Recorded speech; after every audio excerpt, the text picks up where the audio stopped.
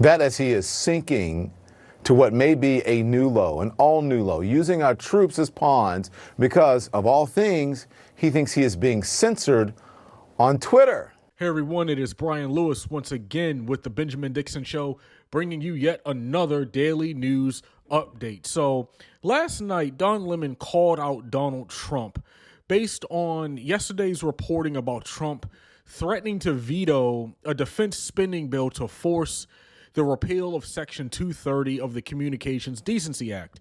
And of course, as we all know, as I reported on a previous video, this is based on the false belief that social media is biased against conservatives. So take a look at this brief clip here from Don Lemon's show last night, and I will be back to share my thoughts. But with less than 50 days to go until Inauguration Day, and the end of Trump's term, the question is, how much power he'll have over his party, a party that so far, anyway, is mostly still in lockstep with the defeated, lame duck President Trump. One term. Impeached.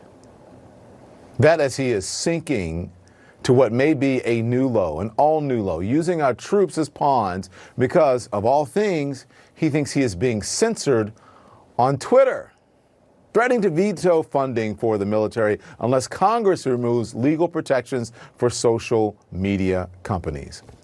He's holding up a bill that would give troops a raise just because he's mad at Twitter. Stunning. Stunning for the commander-in-chief. But it's part and parcel of this president's disrespect for the military. So Don Lemon asks at the beginning of that clip how much power he'll have over the party once he leaves. I think he'll have a significant amount of power because I think a lot of people are still going to seek his advice.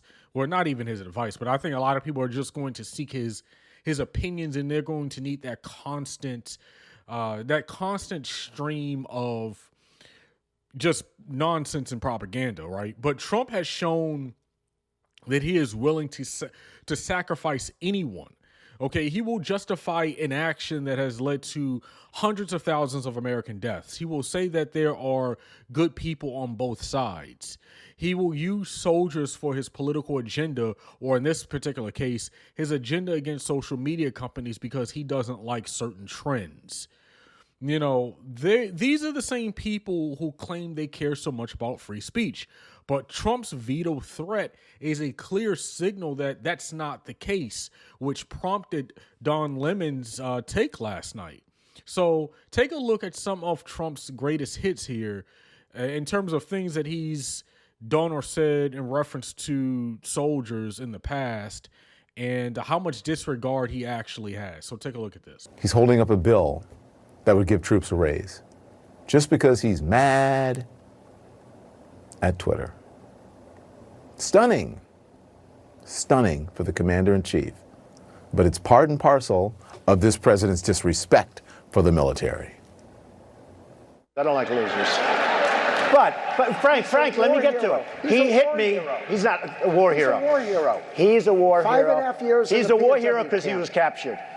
I like people that weren't captured, okay? I hate to tell you. His wife, if you look at his wife, she was standing there. She had nothing to say. Maybe she wasn't allowed to have anything to say. You tell me. The president said that he knew what he signed up for, but it hurts anyways.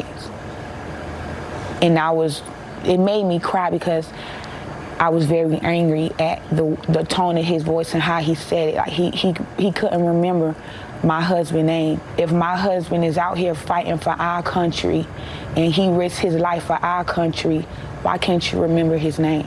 You said repeatedly to Americans that after Iran retaliated for the Soleimani strike, no Americans were injured. We now know at least 11 U.S. servicemen were airlifted from Iraq. Can you explain the discrepancy? No, I heard that they had headaches and a couple of other things, but I would say, and I can report, it is not very serious. Commander-in-chief right there, downplaying service members' injuries. Like I said at the beginning, very beginning, we have got to decide what kind of country we want to live in. That look on Don Lemon's face at the end was absolutely hilarious. But yeah, like it's really insane if you think about it. He said, and this is Trump, I like people who weren't captured. That would have tanked any other politician, but we've seen time after time after time how the number of passes that people have given Trump. And the question that Don Lemon poses at the end, where he says, what kind of country do we want to be? That's a great question, because Trump has exposed so much selfishness that exists in this country, and I don't think there's an easy way to fix that. Gutting Section 230 definitely isn't it. So as I said in the beginning, my name is Brian Lewis, and stay tuned for my next video.